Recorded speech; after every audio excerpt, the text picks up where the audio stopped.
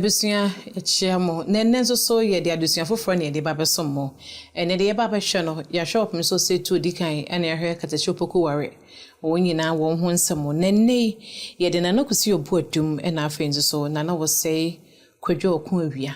ye de won so adusia no de ebremo enti bomode anetana sana de de ebremo no edo so kan se di no eye maame fozi nenne meni general form ene yatena se ye de adusia no de ebremo ye na ye homra ni enfadusiano emesomo.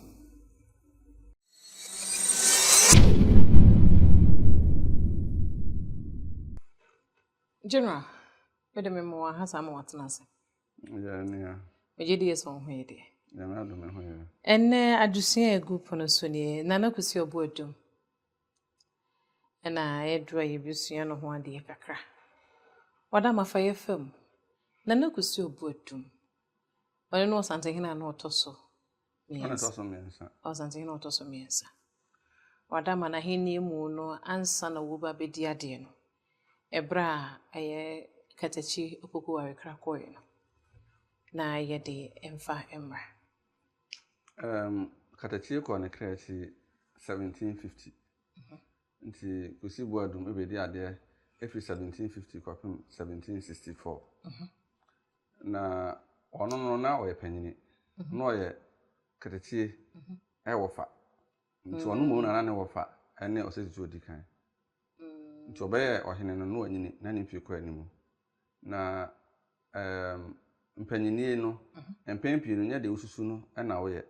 Etoda niema ebeto no na kire sere wesi ha niema. Ono ba na e kan se pokuare no ma no no aba mu ben prince asere obeto no ti na kakraka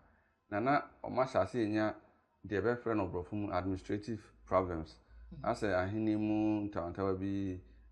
fa we efri here we ekusi we so we kobo we so no nti ono no niema o sheda eye ho adwuma pa ne se na o hwehwe ahini no ye structures or solve problems o ahini nti o make sure say nkrofo mo sefata dibia na ode omo ba nti to da kwa na ode eye mojamu se we na bedi ade na to nchen epen nkrofo o hwe o bitime ye adwuma no chen se yesi obi maame ana na ofa na obi keke no aba bedi ade no nti ono na o sheda di ho adwuma pa. Okay, nan just opem so ebebo ase no ena ye katachi opoku ware so betre mu no ena on bai wo de enhyehyeye ka ho no e bai se de be ya dodo no a asana sa maman no a ai atre no onyina nhyehyeye de ebegu akwemu mu de nhyehyeye ne be ye nti ono no de na kwete we abo foundation ena we abesi building no ye consolidation of power ono ba no hu sa se ebi mu asomo eka ho asomo nka ho ase bi nye o madwuma ye ebi susu nim ne osomo ye nti ono ba no ye na so o so hyehyɛ ade ne ye nti ono no ba be ye se internally no se na be ya de ono beto ye na nhwere no we e wo se o ye se we anya na adwuma se nti no o cheke sa na no okay eno ne ma ye nya achiame na ono na breso no eno de nchemba ma ye nya efeko ahodo nya ma obi ehu nti ko hia ono na breso no se obi anu ate a ne afa nse chiame ye mfa na se obi efirifie bi mu keke nti na ye na chiame jaase no ohun se obi betumi aye adwuma ne ya no kan se we mu na di jaase akonya ne mo keke no achi no na ohun se yi nhyehyɛ na wo se we na ohene we na wo so bokosi ha se ni nyina no na wo se osese nti ono na breso no wa se da nkokon obekọ kon ba akopɛ a ebeba so nti ono no de na ne main ayi ano person deal with ne se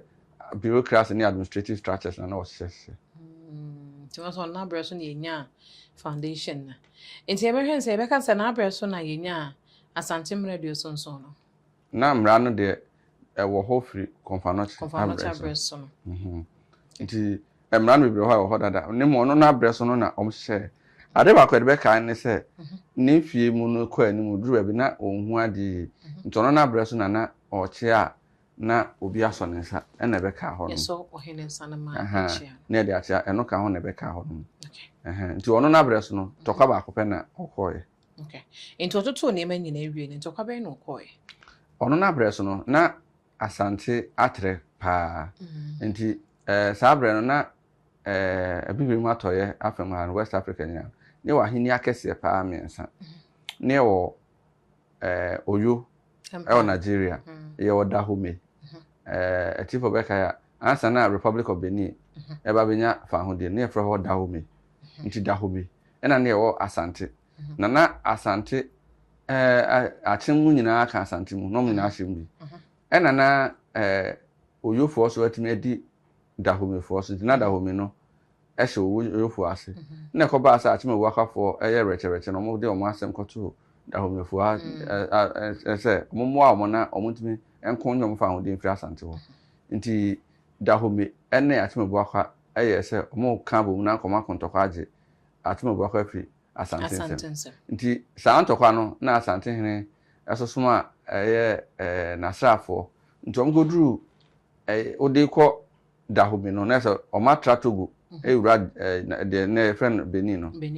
ena Oyo fo so hu se Dahomey no som no ti se wa hwe na se Asante fo ko to se Dahomey so no mo di nkunim dia na firi okọ no Dahomey no abeye Asante dia na Oyo Dahomey ene achime bo akwa kan bo mu no mo na Asante di si ani ntokwa ne koso na mu no ena Asante hene se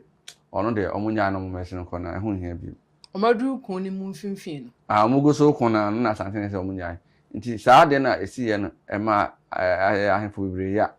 nti omo baaye no no mo gina so tu na de so se waye hufo na za Asante ni Dahomey kun no enam so ma Asante asrafo be ahasa no ebe ahansia ewuye no se atokwa ne koso na wo se nkomo ko eno mo gin ase no eno no yeso mo na woni nti omo da woni na yasa ne tu agu omo so nti omo hwe nipa mo wuye na so magukwa eba asa no omo beduru ye no mo yese omo bejo mo fa ene sa na se dia omo timi ne so mbi efi se omo pe ohena ye ne kokko a ye tu sa ne wie no ase ye mrefie no mo de tu na de enti sa bre no na wadi ade mfie sei no wadi ade mfie du 9 mfie du 9 anti tokwa ne si 1764 nti sa afi na no mo tu na de so okay enti omo tu na de so na se eye na na se Kwadwo nti omo tu na de so no nipa obaaye no eye osai Kwadwo okay na na osai Kwadwo ene na na kosi obu adum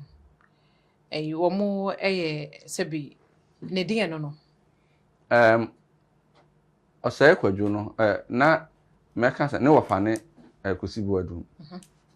ena osai Kwadwo ne nuane opokuware katachie sa na beka no efi se osai Kwadwo no ne papa ene owusu afrie ena owusu afrie so papa ne eye Asante hene osidi odikan ena osai Kwadwo no ne maame ene akua afrie ena akua afrie so na no wofa so ne osetitu nti yetese osetitu eba eware osetitu wofa ase no mde wo osai Kwadwo eye fia wade kan nti na se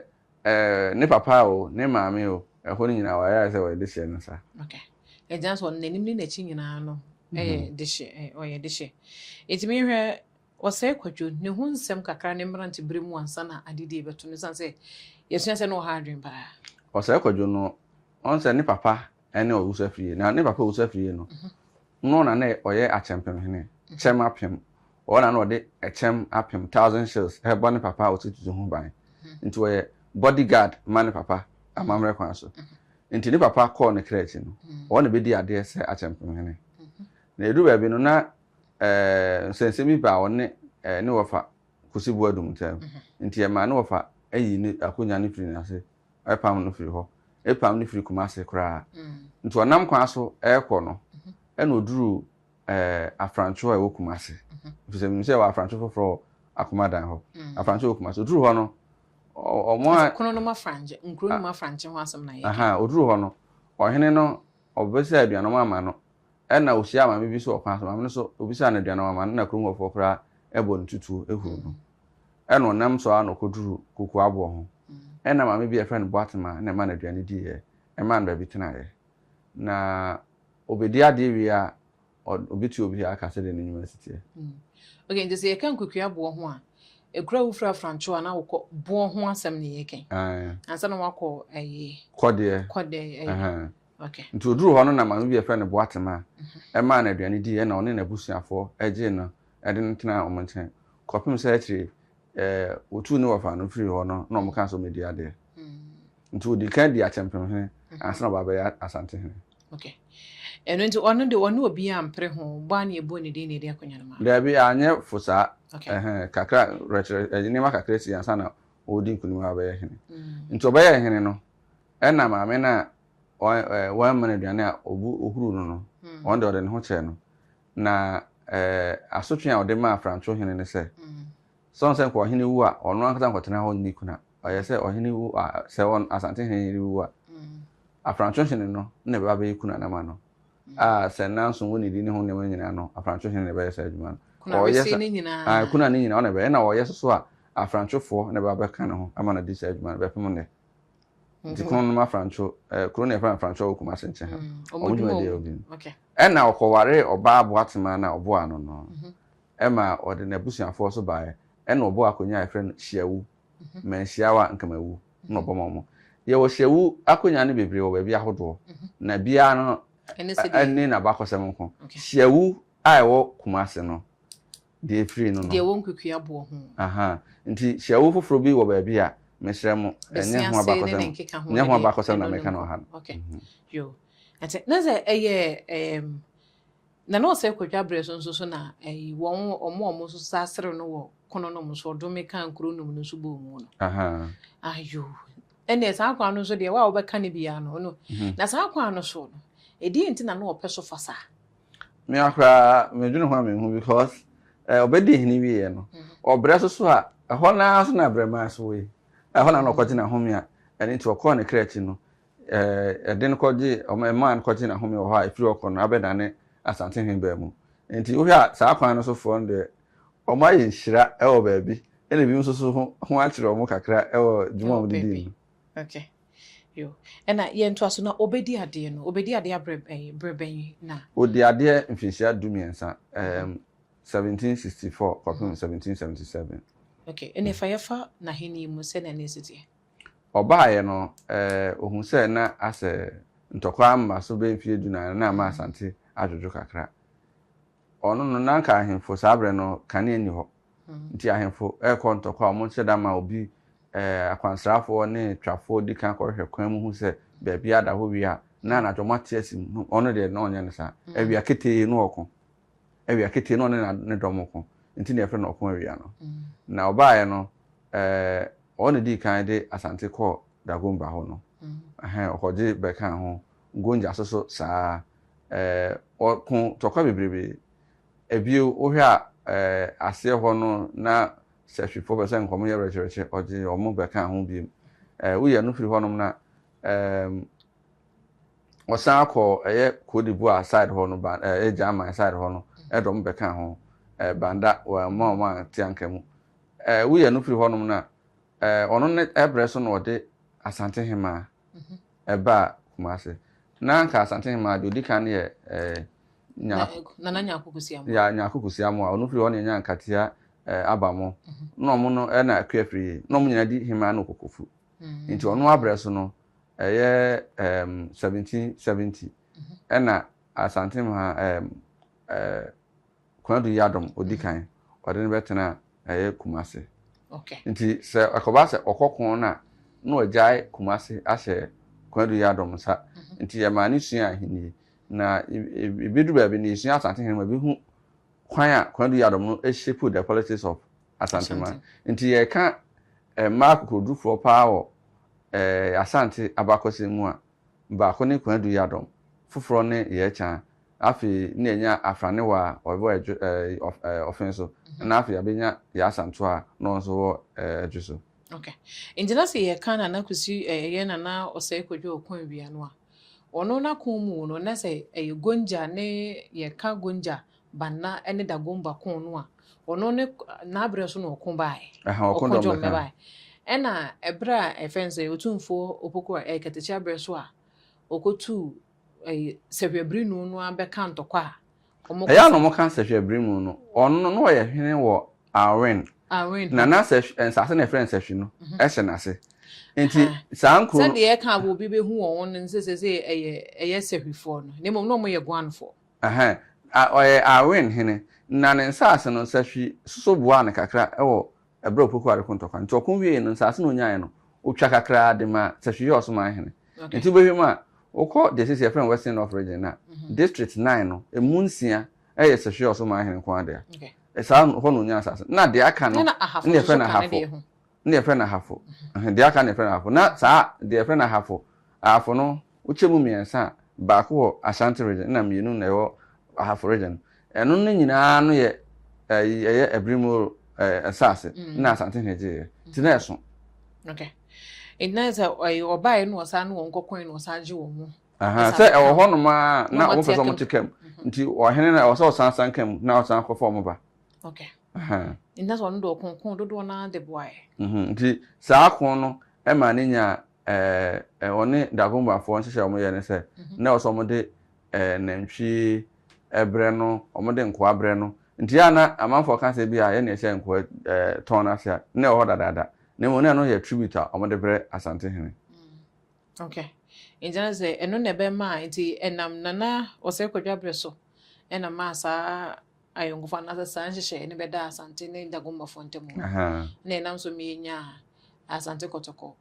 ena eno ye anwa kotoko ena ayi kotoko ba ko e ka ho ne Dagomba ya ahodo nan ya ahodo nya mi ensam kotoko ye wo anwa aye Dagomba de anwa kotoko ne wo anwa kotoko ansa ne wo enzama kotoko okay yeah entina no kusi obuadum ekon be no okon ye ma no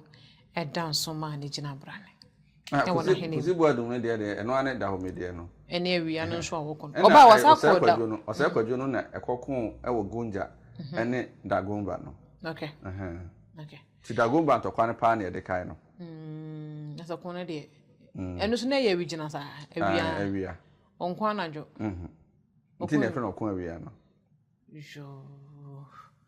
okay eno nti na ye hwe wo momienu ahene enu a ne wo fa wo bedi na ade no na so wono wanje ena ye hwe abakosem so a na no se kwadwo no na bre so no bedi e champem hene ansana wo baba bedi Asante hene nese nkonya mama dwa no wonya bedi ye ena ade sidwa no so osa bedi nsen e fane nyina ne maame ne papa fam nyomu nyina omu nyina ade hye te se de ye hwe a opem so se tu to so miedo ne ba ne maame ede ne tie no okay intene kwakwa ye de omumienu de be so nti e free ho no no ohene be ne sa ebetoa obetoa na no se e free ho no ebenya ose kwame na ya na de ntia kan kwame panyine se ose ebunsu no oba hofro na kan din ye ose tutu kwame asibe bonsu ono de ose tutu kwame asibe nti ono so de ose ne kwame no nti na ya na de obedi ose kwadwo ade no yeta kan kwame panyine ose kwame panyine na ehwe na ose kwadwo a na breso no okra ko no ono ane to no kon ana ono ane to no kon obi antu na de so nja se te se de no wo fade ne te no ankwanko ya kun ne wo fade ne de yetu na de so no de ono no eto ne kon wu ye okay into we de be sorry so no na yemfa adusua ne nsi ne yemfa nto so no so mfa nto so mo se ye ma ye hu se wo ba na odi ade na wo bo homoden e wo di mpa se wo ama homoden so a ye ma eremfi nti ye kai kusi wadum ne aka wo se kwadwo de nti ye kai so no be bureaucratic arrangement no administrative structures ne mai but e ba kun mu a wa ho sheda mo ne homoden ena wo se kwadwo no so e bo no homoden nti ye kai ne nyina e be kon otan nem so ma Asante hema ba kuma ze betena ye e ma yenya Asante hema ko ene nyina so kwa enum tize ye ka ko ahodo no so ani hu ze si ye ka Dagomba ye ka banna na ye ka sa wasafo tike mu mo sa be ka oni ye ka gonja o mo fanyi nyina be ka ho e bra e ye na no se kwadwo e di ade so Asante hene na ye ka da ho me kun no Asante ko ya o mu di nkuku no a na eno so ye na kusi obodum ena adusua ye besua ne yesua eye na no se kwai na kusi obuadum ye hu se na abreso ena Asante achem koka da ho me ho ema no mo ni Asante kon ya sabe ye kun mfimfin no na kusi obuadum esa na chiba efie nam so ma Asante etu na de so a enam so ma Asante asra dom no emu aha sane akire omu nyina to wa akono ena afi nso obaye no so okrakọ ya na se etu na de so no ena ono ane wo fase na na ose kwadwo a wo kon wia onso ebaye na ne din okon awia no yesua se esan se na kokuduro mu na sebi wonsuro hwinti no ono ontwen no wako anajo awia nko a na okon ntokwa ana ehu di nti enam so ema kononom din ne benya kononom eyenkuronum dome a wodome wo mo no na ma nkuronum no sebi omakeka pu a omantimi antre bepem sabre na afen so ne bre man a wo bra okwaje na home ene de afranchofo nso de ye no a sebi asotwe mu no wo hye se ne debichi krakwa a omo ene besia na mu na wo ayekuna na se kuna resi ne nyina no ayo mo nko a na afen so de nkukua bo ho so ye de ma no a wo hye wo animonyam na henie mu no so yesua se nam ne so na eye na asante hema sebi wo free kokufu ebetena eyekuma se na se yenya bemba ne oba akonya ne nyina no wo fako na se hwe na na akukusia moa ene won wa sebi na won